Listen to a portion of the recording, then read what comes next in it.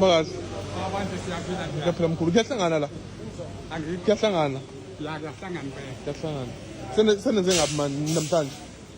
Kushuthi ke i-total ke ayikho kuba manje ngoba sebenza nje kala one. Kuyasebenza kodwa. Siyasebenza. Kuba ubani igama? Baba uLibhukudlamini. Wakuphi nendawo? Wasexhoxho eKellisburg. Oh, Kellisburg. Oh. Kuba ufike nini la? Baba la eThishala. Cha nje ufike nini kule mpilo? Ngo-2009. Ubaba ngabe wayenzeni? Icala lami Urape. So that kuyahlala. ngikona la kuyavanda into. Khona ukuthi ukuzisola kuloko kwakwenza.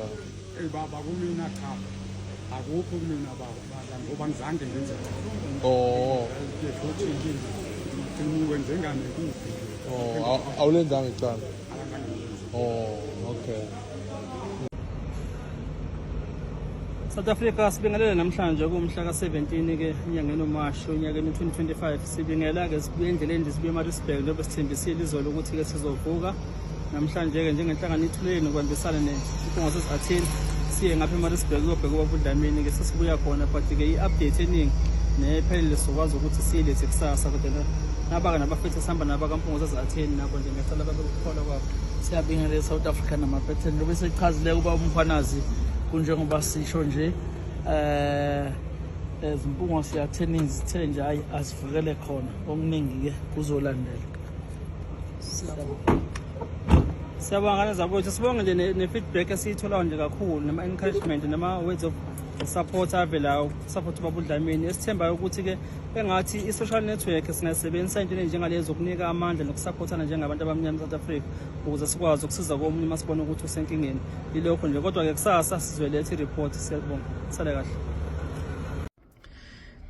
Ngicela ukuxolisa ukuthi senze u-live lapha yana outside i-prison eMaritzburg abaningi bathi bengezwa ku live ebekade ngiwenza lapha yana in summary nje bafowethu ukuthi namhlanje besivakashele ubabudlamini igama lakhe kuthiwa uGugu lo okwavula idaba lwakhe lokuthi uboshelwe icala le rape athi akalenzanga. Babudlamini namanje usamile kulokho kodwa angikusho ke ukuthi okwethu noma okwami njengomholi akukhona ukwahlulela noma ngithi uba no wrong uba no right. Okwami uqinisekisa ukuthi ubulungiswa buyenzeka.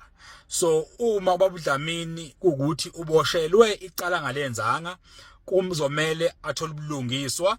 Njengamanje ke siyasizana nabafowethu esinabo umkhwanazi othuleleni kanye noThabani umpongose attorneys ukuzama ukuqinisekisa ukuthi ubabudlamini uyalithola usizo kwezomthetho ngokuthi kuzwakale ubufakazi obusha uma kuzokwenzeka ukuthi akwazi nakhululeka aphume aye emphakathini aphile wonke umuntu ngoba uma ukuthi ampela babudlamini icala kalenzanga akumele ahlale ejele. So kumsebenzi wethu uqinisekisa ukuthi ubulungiswa buyenzeka. Ahlonipheke iprocess bafowethu singavumeli ukuthi singene eindabeni ezomndeni. Okwethu thina uqinisekisa ubulungiswa kuphela. Eyami interest ubulungiswa angithathi side futhi angifuni ukuthi ngithi uba no right uba no wrong kodwa kwami ukuthi ubabudlamini uma eboshelwe into angayenzanga kuzomela aphume lapha yana ejele futhi sizoqinisekisa ukuthi uyaphuma ejele uma lelicala ngempela kuukuthi ubufakazi buyavela bokuthi icala akalenzanga aboshelwe lona. Yikho namhlanje intayizela eMaritzburg ngangithembisa ukuthi ngizosukuma ngizele mina nangempela ke namhlanje sizile hayi ubabudlamini usamile bafowethu ukuthi akayenzanga lento.